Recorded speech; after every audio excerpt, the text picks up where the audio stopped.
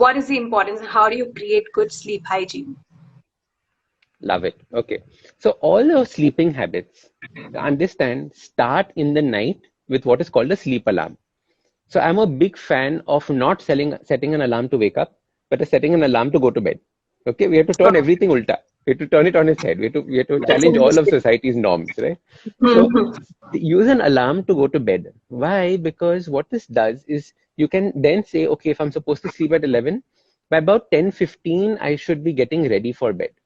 By about 10:30, I should be getting ready for bed. And once that sleep alarm switches on and you put it off, that is when you start your night routine. Your night routine typically consists of these habits. Only once your alarm goes off do you change into your night clothes and pajamas. Don't spend the day in them. Okay.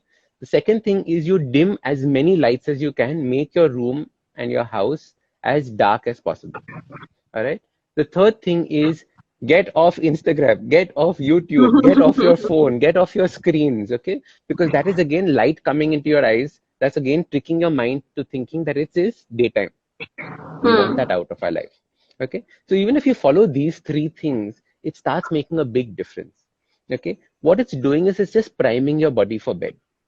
The last Hmm. two very essential things, one leading off the previous topic of overwhelm, is before bed, you can write your to-do list for the next day. So then it's not Yeah. running around in your head. Okay. For some people, this works well. Some people, it's a disaster because then while they're sleeping, they still think about the to-do list. I was So you coming have to to figure that, out but that you figure. you have to Yeah. figure out which camp you're in. Okay, so you try it out Yeah. one day and then see if it works for you. But the important thing is that you have to get your mind ready for bed. As women or as men or whatever, what we typically try in doing is we try to tire ourselves to sleep. We should be boring ourselves to sleep. We should be snuggling ourselves to sleep. How do you put a baby to sleep? We should be putting ourselves to sleep the same way. So one of Yeah. my favorite things to do when my head touches the pillow is to first do a thank you God for everything, one small gratitude to the world, followed by what I call a sleep primer. So sleep primers, when you imagine yourself as a bear, okay, in a nice cozy cave, about to go and hibernate. If you have kids, think about them as your little cub sleeping.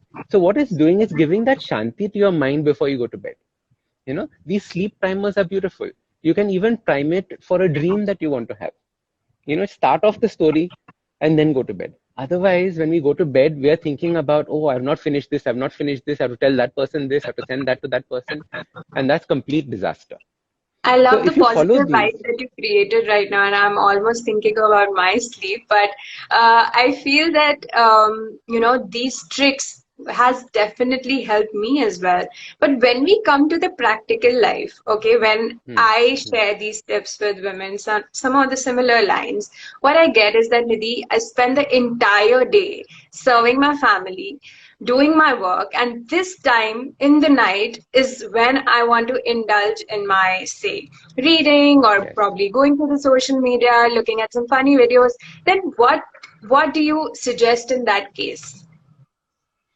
So it's a very, very important point because many people feel that the night time is their me time, right? We all need that private time for ourselves. Instead, what I tell is that if you can sleep half an hour early, use the Hmm. morning half an hour for your me time. Yeah. Okay, don't use that evening hour for your me time because going to bed should become sacrosanct. That time that you go to bed should be sacrosanct. Because what you're doing is every time you think you're relaxing, you're actually completely disturbing your circadian rhythm. That means your body is not healing. Okay, Hmm. so even if for 1 month you tell yourself that I will not be watching Netflix at night because my healing is more important than the Netflix. It's Yeah. all about that choice that you made. If you can tell yourself that healing is far more important right now than that Netflix, you will see a dramatic change in your sleep patterns because now you'll be going with a focused mind saying, in my sleep, I'm healing. In my sleep, I'm healing. In my sleep, I'm healing. Yeah, that's nice. And one question that we got this afternoon, not one, Hmm. many questions of the same topic, that Nidhi, how do we get up in the morning on a wintry, chilly morning? Oh, Even God. though I sleep very early, but I still wake up late. That's the most asked question. I'm very interested to know what you say about it. So there are two things. So the first thing is that you put your phone, which is typically everyone's alarm clock these days, as far away from the bed as possible, as close to your bathroom as possible. Okay, so if you have a plug point near your bathroom, charge your phone there. Why? Because Hmm. your morning routine has to be wake up, switch off alarm, go to the washroom and splash water on your face. That ice cold water that you hate, splash it on your face, right? That is the world's best alarm clock.